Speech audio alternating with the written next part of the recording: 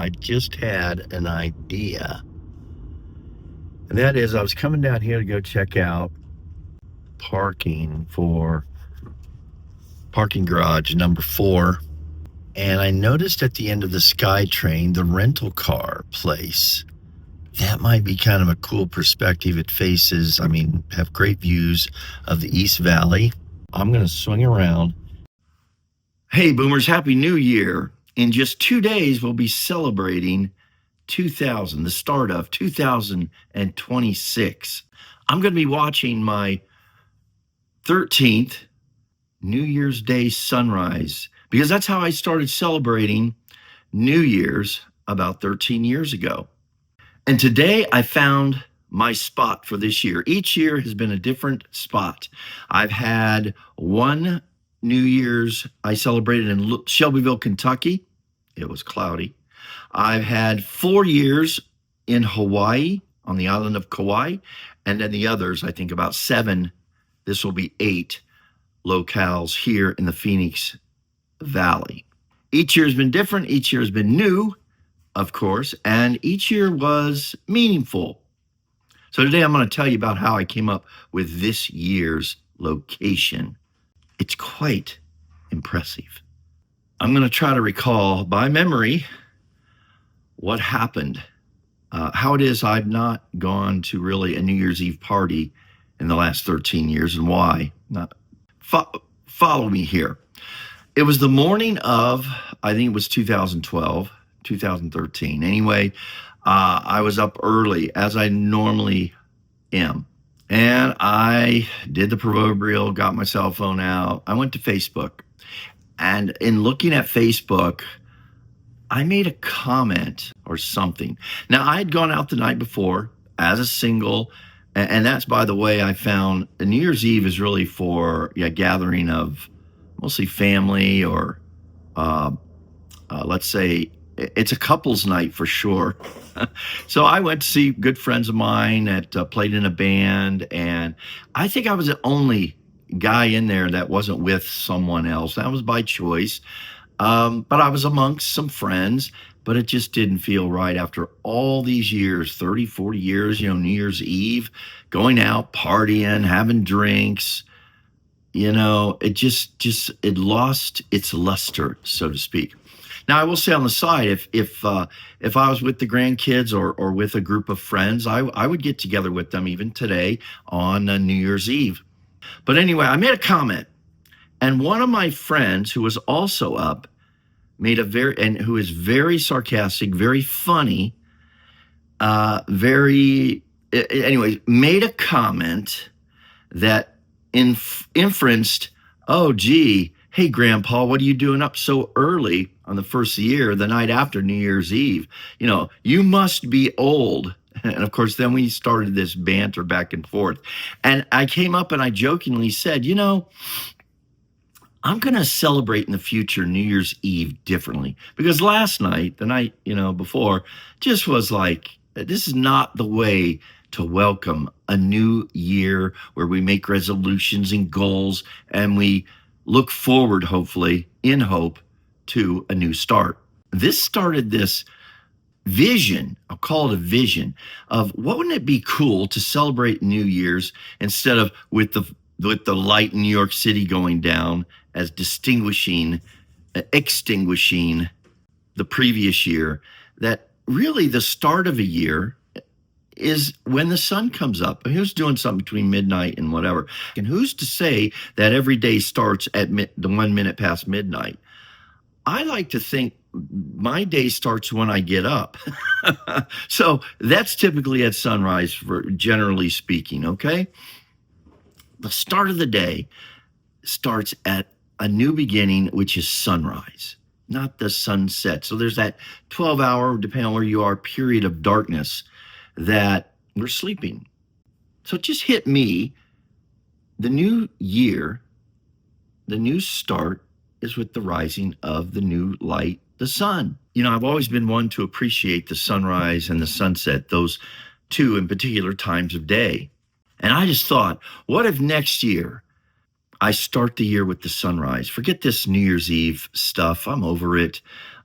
what if I start kind of in silence and just knowing that this is the beginning of the year and be hopeful? I thought I'll invite some friends and we'll go to breakfast. And that's what we did. And that's began this past 13, going on 14 years of beginning the year with the sunrise. That first year, I think it was 4 people came, 3 or 4 people, and a dog. And it was here in Phoenix. And we really had a great morning. It was kind of cold and for Phoenix. Super beautiful. And we went to breakfast, which was a challenge because most places are closed, but we found a place, had breakfast, and we really all felt the same, which was how refreshing it was to begin this year on this note. It was fresh, we felt good, and it was meaningful, spent with other people. Well, this has led to today, or this particular new year, 2025 to 2026. And of course, I've left it to the last real final minutes of where am I going this year? Part of the fun in doing this is picking the location. I have found too that in every location, there's been other people. As a matter of fact, a few of them, like at least 100, maybe more, which was a little surprising. I thought this would be kind of a unique thing, but no, there's a lot of people that welcome in the new year with the sunrise. Today was the day I had to make a decision about where was I going to start the year. I will say first, I initially thought a rooftop downtown Phoenix. And then I thought, no, that's not going to work. Number one, access to that is just not viable. The second was a parking garage. I saw this parking garage, went to the top of it, wasn't quite high enough. Not worth it. And then I headed to the Terminal 4 at Sky Harbor. I've seen many pictures. I've seen some pictures of sunrises and sunsets from the Sky Harbor Airport, which are really impressive. So I thought, yeah, Terminal 4, piece of cake, pay $4, whatever, go in and watch it from there. But as I was pulling into the airport, I found something better. Quick turn around here.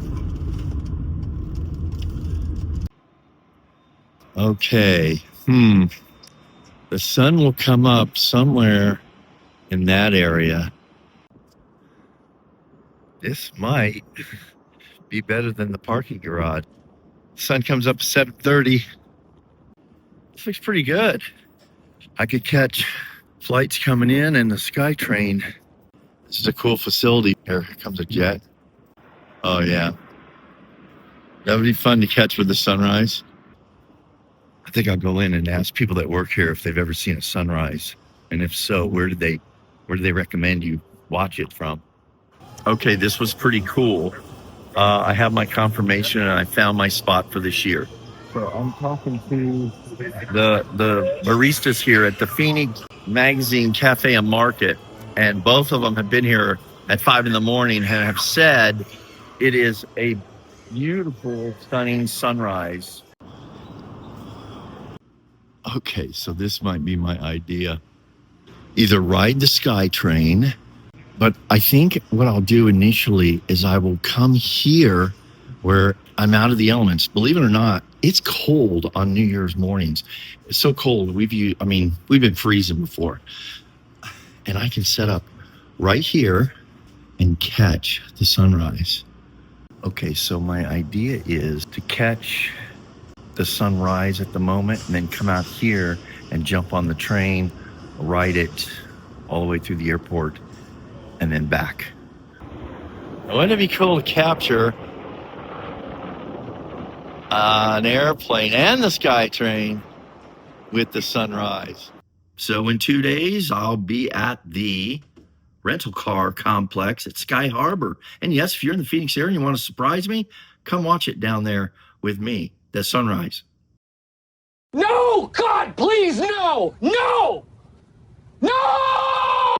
Okay, weather bulletin.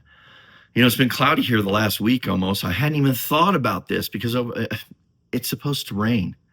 But I'm going to be there, rain or shine, because It's the spirit of the start. I will know at 7:32 that sun in the horizon there is rising, and that begins the year. Now, interestingly enough, according to AI, sunrise on New Year's Day has been a rainout just 18 times over the last 130 years. It has been partly cloudy and rain forecast, I think 3 of the 8 years or 7 years that I've done this in Phoenix.